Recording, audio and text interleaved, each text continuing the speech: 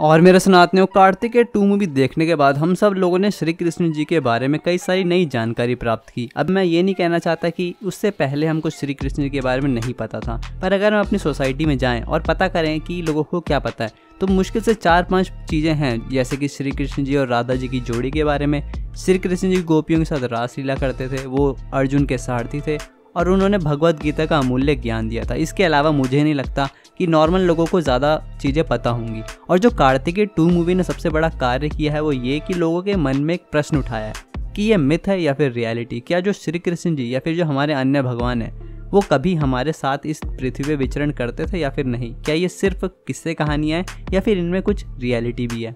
और कार्तिकेय 2 मूवी चाहे 100 करोड़ कमाए चाहे 1000 करोड़, उसका जो मेन एजेंडा था वो ये नहीं था कि पैसे कितने कमाने। उन लोगों ने स्टार्टिंग से ही मूवी को ऐसे प्रमोट करा कि वो सिर्फ लोगों तक ज्ञान पहुंचाना चाहते हैं। और लोगों के मन में अगर थिएटर से बाहर निकलते वक्त ये प्रश्न था कि मिथ है या फिर रियलिटी, तो वो मूवी सक्सेसफुल हुई।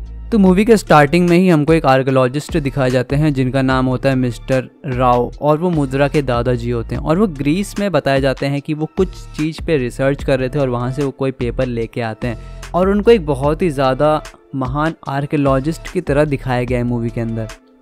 तो मैं आपको एक फैक्ट बताना चाहता हूँ कि रियलिटी में भी एक आर्कियोलॉजिस्ट हैं जिनका नाम है मिस्टर SR राव। और मिस्टर SR राव वही आर्कियोलॉजिस्ट हैं जिन्होंने द्वारका की खोज करी थी। और ये सारी जानकारी उन्होंने अपनी एक book lost city of Dwarka में भी दी गई है। इसका लिंक आपको नीचे मिल जाएगा, इसको ज़रूर से पढ़िएगा आप लोग। तो ये बात है 2001 की, जब SR राव की टीम गुजरात के 20 किलोमीटर के एरिया में ओशियन के अंदर रिसर्च करी थी कि वहाँ पर कितना सारा पॉल्यूशन है। तो उसी पॉल्यूशन चेक करने के साथ उनको ये पता चला कि उनके नीचे किसकी बड़ी सभ्यता के अवशेष मिले हैं। तो जब SR राव ने वहाँ पर डाइवर्स के साथ वहाँ पर जाके रिसर्च करी कि ये कौन सी सभ्यता है, तो उनको पहले तो ये नहीं पता था कि ये द्वारका ही है, क्योंकि हमारे शास्त्रों को मिथ कंसीडर करा जाता है। और ये सोचिए 2001 की बात है जब ये सब किस्से और कहानियां ही माने जाते थे। तो उस टाइम पे द्वारका की खोज करी थी हमारे SR राव जी ने, और उनको ये पक्का विश्वास हो गया था कि ये महाभारत में वर्णित द्वारका नगरी ही है। और द्वारका की एक्सकेवेशन करते टाइम उनको 15 शताब्दी के पॉटरीज, ब्लेड्स, कई सारी चीजें मिली और ये 70 फीट नीचे तक था। और मूवी में आपने एक डायलॉग से सुना ही होगा, the history of Krishna expands from Arabian sea to the Atlantic. और ये द्वारका नगरी देख के ये बात सत्य भी साबित होती है, क्योंकि ये जो पूरी सभ्यता थी ये अरेबियन सागर तक फैली हुई थी। अब कुछ लोग ये भी कह सकते हैं कि जो पत्थर है ये तो यार समुद्र में लहरों के साथ भी बह सकते हैं, पर वो नॉर्मल पत्थर नहीं थे, बल्कि दीवारें थी, बड़ी बड़ी फॉर्मेशंस थी, जिनको देख के पता लगता है कि यहाँ पर कोई सभ्यता भी थी। और ये सारी सभ्यता गल्फ ऑफ कैम्बे, या जिसको कामभट भी बोला जाता है, वहां तक थी। और मिस्टर राव को कई सारे ऐसे आइलैंड मिले जहां पर ये सारे पत्थर उनको पाए गए थे, और उन्होंने 2003 में इसके ऊपर एक डिटेल्ड पेपर भी लिखा। पर अब बात यह है कि हमारी गवर्नमेंट ने उनको उतना ज्यादा सपोर्ट नहीं करा। 2001 में ये सारी चीजें मिली थी और उसके बाद आज 2022 आ गया है। ये रिसर्च मुझे नहीं लगता कि थोड़ा भी आगे बढ़ी होगी। हमारी गवर्नमेंट को भी इनको सपोर्ट करना चाहिए ताकि जो हमारी सभ्यता है उसका एस्टिमेट लगाया जा सके। और जो 2003 में मिस्टर राव जी ने एक पेपर लिखा था उसमें उन्होंने डिस्क्राइब करा कि कैसे ये महाभारत में वर्णित द्वारका ही है। उन्होंने कई सारे लिंक्स दिए, कई सारी इन्फॉर्मेशन प्रोवाइड करी। उन्होंने महाभारत का भी अध्ययन करा और मॉडर्न साइंस से भी उसको समझाने का प्रयास करा। और जब उन्होंने उसकी कार्बन डेटिंग करी तो उनको ये पता चला कि ये 7000 साल पुराना है। इसी वजह से जो फिल्म में भी हमारे आर्कियोलॉजिस्ट थे उनका नाम मिस्टर राव ही दिया गया। और अब बात करते हैं श्री कृष्ण जी के सबसे चमत्कारी अस्त्र के बारे में, जिसका नाम है सुदर्शन चक्र। सुदर्शन चक्र ऐसा हथियार है जो आज तक कभी विफल नहीं हुआ। जब भी श्री कृष्ण जी ने इसको छोड़ा है वो सामने वाले का अंत करके ही आया है। और कई लोग ये नहीं जानते होंगे कि विश्वकर्मा ही थे जिन्होंने सुदर्शन चक्र बनाया था, पुष्पक विमान, शिव जी का त्रिशूल और भी कई सारी चीज़ें।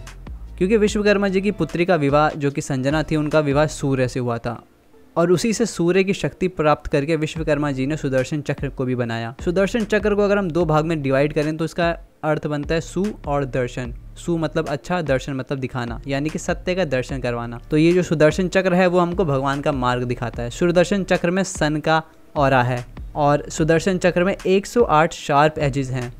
सुदर्शन चक्र 14 बॉल बीरिंग से चलता है जिसको 14 लोग दर्शाते हैं। और सुदर्शन चक्र इतना ज़्यादा तीव्र है फिर भी श्री कृष्ण जी उसको अपनी उंगलियों पे नचाते हैं। अब इस यहाँ पर एक थ्योरी आती है कि जो हमारे अंदर के 7 चक्र हैं जो कि हमारी रीढ़ की हड्डी पे बताए जाते हैं, उन सबको अगर एक के ऊपर एक रखा जाए तो वो सुदर्शन चक्र बनता है।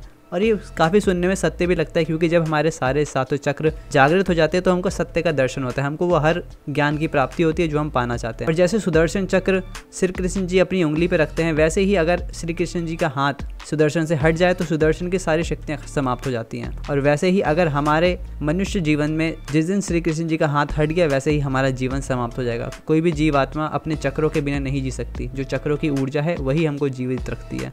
जैसे ही हमारे चक्रों की ऊर्जा कम होती है, हम लोग बीमार भी पड़ जाते हैं। आयुर्वेद में ऐसा कहा जाता है। इसीलिए कई लोग कहते हैं कि आपको अपने चक्रों पे काम करना पड़ेगा ताकि आपकी बीमारी सही हो सके। इसीलिए अगर जीवन सुचारू रूप से चलाना है तो अपने चक्रों को हमेशा सही रखना पड़ेगा। जैसे ही श्री कृष्ण जी का हाथ उस चक्रों से हटेगा, हमारी मृत्यु निश्चित है। पूरी मूवी का जो मेन फोकस था वो एक कड़े के ऊपर था, जिसको पाने के लिए हमारे एक्टर्स ने अपनी जान भी दांव पे लगा दी थी। और हमको स्टार्टिंग में दिखाया जाता है कि कैसे श्री कृष्ण जी उद्धव को अपना कड़ा प्रदान करते हैं। उनको बताते हैं कि ये जो कड़ा है ये आने वाली जितनी भविष्य में परेशानियां होंगी उसका समाधान होगा। अब ये जो कड़े वाला पार्ट है ये फिक्शन है, क्योंकि हमको महाभारत में या फिर किसी भी ग्रंथ में ऐसा कोई भी प्रसंग सुनने को नहीं मिलता, परंतु डायरेक्टर्स ने यहाँ पर एक बहुत ही सुंदर मैसेज दिया है जो कि हम में से कई लोगों ने मिस कर दिया। जैसे उस कड़े के कारण सारी परेशानियां हल होने वाली थी, वैसे ही अगर हम श्री कृष्ण जी के हरि चरणों में अपनी समर्पण करेंगे तो हम हर परेशानी से मुक्त हो जाएंगे। तो डायरेक्टर्स द्वारा यहाँ पर काफ़ी ज़्यादा सुंदर मैसेज था। और अगर आप लोग थोड़ा और जानना चाहते हैं तो उद्धव श्री कृष्ण जी के असलियत में मित्र थे। जब श्री कृष्ण जी ने अपनी द्वारका नगरी बनाई तो वहाँ के वो राजा बने और वहाँ पर उनके कई सारे मंत्री थे, कई सारे मित्र थे। तो वैसे ही उद्धव उनके एक सलाहकार थे। अब जैसे भगवत गीता है, वैसे एक उद्धव गीता नाम का भी ग्रंथ है जिसका लिंक मैं नीचे दे दूंगा, आप जाके उसको पढ़ सकते हैं। और वो श्री कृष्ण जी द्वारा दिया गया अंतिम ज्ञान था, क्योंकि उसके बाद उनका अवतार अंत होने वाला था। अवतार अंत होने की भी जो कथा है बहुत ही ज़्यादा रोमांचक है। और उसमें मुझे जहाँ तक मैंने पढ़ा, मुझे नहीं लगता कि यार 90% हिंदुओं को भी उसके बारे में पता होगा। तो आपको पता है श्री कृष्ण जी का अवतार अंत कैसे हुआ था, पर उसके पीछे की बैक स्टोरी बहुत कम लोगों को पता है। तो जब श्री कृष्ण जी ने द्वारका नगरी का निर्माण विश्वकर्मा जी से कराया था, तो वहाँ पर ऋषि दुर्वासा पहुंचे श्री कृष्ण जी से मिलने, परंतु वहाँ पर श्री कृष्ण जी के पुत्र सांबा और उनके कई सारे मित्र ऋषि दुर्वासा के साथ उपहास करने लगे। और उन सब मित्रों ने पूछा, हे ऋषिवर, आप तो इतने महान ऋषि हैं, तो बताइए कि इस महिला के पेट में जो बच्चा है वो पुत्र है या फिर पुत्री। तो ऋषि दुर्वासा जी सप्त ऋषियों में से एक हैं। तो वो देखते ही समझ गए कि ये जो बालक हैं वो मेरे साथ उपहास कर रहे हैं। और उनका गुस्से के बारे में आपने कई कहानियां सुनोगी कि उनको बहुत जल्दी गुस्सा आता है। तो उन्होंने उन सबको श्राप दिया कि तुम सब लड़ते हुए मारोगे, और ये जो स्त्री का रूप धारण करके मेरा उपहास कर रहा है ये पत्थरों को जन्म देगा। और वैसा ही हुआ। सांबा ने 2 मूसलों को जन्म दिया, और जितने भी उसके मित्र थे सब ने उस मूसल को तोड़ा और उसको पानी में बहा दिया, क्योंकि वो नहीं चाहते थे कि किसी को भी पता चले कि ऐसा उनके साथ हुआ है। परंतु जब वो मूसल तोड़ रहे थे और उन्होंने कुछ मूसल के टुकड़े समुद्र में फेंक दिए और कुछ वहीं पर पड़े रह गए। उन टुकड़ों को देख के बलराम और श्री कृष्ण जी को पता चल गया कि अब समय आ चुका है द्वारका का अंत होने का। तो तभी जो बलराम जी होते हैं वो लोगों को लेके पूजा करने चले जाते हैं। परंतु पहले तो वो पूजा धार्मिक रूप से स्टार्ट होती है, परंतु चलते चलते वहाँ पर लोग नाचने गाने लगते हैं, रसपान करने लगते हैं और मांस खाने लगते हैं। और उसी के बाद वो लोग आपस में लड़ने भी लगते हैं। अब जो पहले सांबा के मित्रों ने वो जो मूसल तोड़ा था वो वहीं रेत में मिल जाती है, और उससे बहुत ही ज़्यादा तेज एक घास उगने लगती है। वो घास इतनी ज़्यादा तेज होती है कि लोग उसको प्रयोग करके एक दूसरे का गला काटने लगते हैं। बच्चों और महिलाओं को बचाने के लिए वो सारी पूजा छोड़ के भाग जाते हैं। और जैसे ही श्री कृष्ण जी का अवतार अंत होता है, वैसे ही समुद्र उफान मारता है और पूरी द्वारका को डुबा देता है। अब देखते हैं कि श्री कृष्ण जी का अवतार अंत कैसे होता है। आपको पता होगा कि त्रेता युग में श्री राम जी ने वाली का अंत पेड़ों के पीछे से करा था, और तभी उनको ये श्राप मिला था कि तुम्हारा भी अंत ऐसे ही होगा। तो जब द्वापर युग में श्री कृष्ण जी का अवतार अंत होता है तो एक शिकारी उनके पैर को हिरण का सर समझ के उसमें एक तीर मार देता है। परंतु अब आप सोचिए, क्या कोई नॉर्मल तीर श्री कृष्ण जी को भेज सकता है? बल्कि ऐसा नहीं है। अब इसका जो रीजन छुपा है वो उसी मूसल में जिसको सांबा ने जन्म दिया था। अब उसमें से एक टुकड़ा जो है एक मछली के पेट में चला जाता है। जब उसको एक शिकारी पकड़ता है तो उस टुकड़े की टफनेस देख के उसको लगता है कि इसको तो मुझे अपने हथियार के रूप में प्रयोग करना चाहिए। वही हथियार जो अपने तीर के आगे लगाता है वही उनको भेद देता है। तो इससे हमें पता चलता है कि उस समय भी जब श्री कृष्ण जी के ऊपर इतने सारे श्राप थे, उस वक्त भी उनका शरीर इतना ज्यादा शक्तिशाली था कि उसको कोई धरती का हथियार भेद नहीं सकता था। इसीलिए एक श्राप युक्त हथियार बनाया गया जिससे उनका अवतार अंत हो पाया। और श्री कृष्ण जी के अवतार अंत होते ही उनकी द्वारका भी समुद्र में समा गई, क्योंकि द्वारका का और श्री कृष्ण जी का अटूट संबंध है।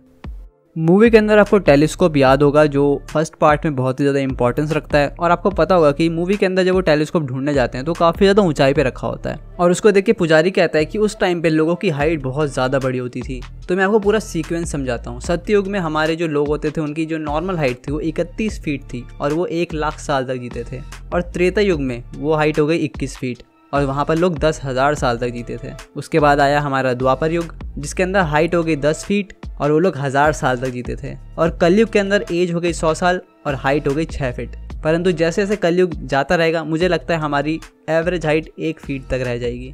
भारत के अलावा जिस देश की बात सबसे ज़्यादा कार्तिकेय 2 में हुई है वो है ग्रीस। वहाँ पर प्रोफेसर राव कई सारे प्रूफ्स कलेक्ट करने जाते हैं, पुस्तक वहाँ पर वो एक पेज भी फाड़ के लाता है। वहाँ पर क्यों गए थे? सबसे बड़ा रीज़न ये है कि जो भारत की यूनिवर्सिटीज़ थी वो इतनी ज़्यादा पॉपुलर थी एंशिएंट वर्ल्ड में कि सारे लोग दूर दूर से वहाँ पर पढ़ने आते थे, चाहे आप चाइना से लो, चाहे ग्रीस से, चाहे आप किसी और कंट्री से। तो इसी कारण जितना भी हमारी नॉलेज थी वो यहाँ पर तो हमारी पुस्तकों को जला दिया गया, परंतु वहाँ पर वो नॉलेज प्रिजर्व रही। इसलिए आने वाले टाइम में लोगों ने बोला कि ग्रीक के लोग कितने ज़्यादा एडवांस थे, क्योंकि उन्हीं लोगों को वो समझ पाए, वो लोग उनके पास रहते थे, इसलिए उनको मान लिया गया कि ये सारी नॉलेज इनकी ही होगी। एगाथोलेस ऑफ बैक्ट्रिया एक ग्रीक के रूलर थे जिन्होंने अपने सिक्कों पे श्री कृष्ण जी और बलराम जी उनके सिक्कों पे छपे हुए मिलते हैं। और ग्रीक को भी हमारे एंशिएंट वर्ल्ड में यवन कहा जाता है, और क्या इनका महाभारत में भी कुछ डिस्क्रिप्शन है ऐसे लोगों का, और यवन और यदुवंशी काफ़ी मिलते जुलते शब्द हैं। और अब बात करते हैं कार्तिकेय 2 का पार्ट 3 किसके ऊपर बेस्ड होगा। हम लोग देखते हैं कि कार्तिकेय एंड क्रेडिट सीन में यूरोप की गलियों में दौड़ रहा है और उसके हाथ में एक चाबी भी है, और वहाँ पर हमको दिखाया जाता है कि कैसे एक दरवाजे पे नाक बंद का लॉक है और ये एक वॉइस लॉकिंग सिस्टम की तरह है। अब आपने हैरी पॉटर मूवी में देखा होगा कि कैसे वो स्नेक लैंग्वेज का यूज़ करके कई सारे दरवाजे खोलता है। अब ये भी सेम वैसा ही है। हमारे जो कई सारे मंदिर हैं वहाँ पर आपने देखा होगा कि दरवाजों पर कोई भी ताला नहीं है, बल्कि वहाँ पर सांप बंद लगा हुआ है, और उसको सिर्फ उसी मंत्र से खोला जा सकता है जो किसी सिद्ध पुरुष को आता हो। तो ये कितना ज़्यादा एडवांस लॉकिंग सिस्टम है कि अगर आपको शब्दों का अर्थ पता है लेकिन आपको उसको सही से बोलना नहीं आता तब आप उसको नहीं खोल सकते। अब आपको मन में ये भी सवाल आ सकता है कि हर जगह सांप ही क्यों होते हैं? जितने भी खजाने होते हैं वहाँ पर सांप होता ही होता है। तो इसका सबसे बड़ा रीज़न ये है कि जो सांप होते हैं उनको खाने के लिए ज़्यादा चीज़ नहीं चाहिए होती। अगर आप उससे किसी गुफा में वहाँ पर कई सारे सांप छोड़ दो तो वो एक दूसरे को खा के भी जीवन जी सकते हैं, वो कैनिबल्स होते हैं। और एक सांप अगर 3-4 साल कहीं पर बंद भी रहे बिना खाने के, बिना रोशनी के, तभी वो जिंदा रह सकता है। तो इसी कारण ये सारे सांप बहुत ही ज़्यादा एडवांस लॉकिंग सिस्टम का काम करते हैं, जो कि ऐसे लोगों को दूर रखता है जिनको सही तरीका नहीं पता कि आपको वो पाना कैसे है। और क्या पता इसके दरवाजे के पीछे कोई मनी भी हो सकता है। शामंतक मनी एक ऐसा मनी है जो रोज़ का 1.5 टन सोना प्रोड्यूस करता है, और ये एडवांस एल्केमी भी हो सकती है जो कि हमारे शास्त्रों में वर्णित है, जहाँ पर श्री कृष्ण जी ने वो मनी को छुपा दिया था। तो हो सकता है पार्ट 3 में उसके बारे में और ज़्यादा हमको बताया जाए। तो वीडियो आपको कैसा लगा कमेंट ज़रूर करके जाना। अगर आपको कुछ भी कमी लगे तो बताना, और उसको शेयर ज़रूर करना। बहुत मेहनत लगी इस वीडियो को बनाने में। हमने सारे लिंक्स नीचे दे रखे हैं। हमको फाइनेंशियली भी सपोर्ट कीजिए ताकि हम ऐसा कंटेंट आपके लिए ला सकें। धन्यवाद।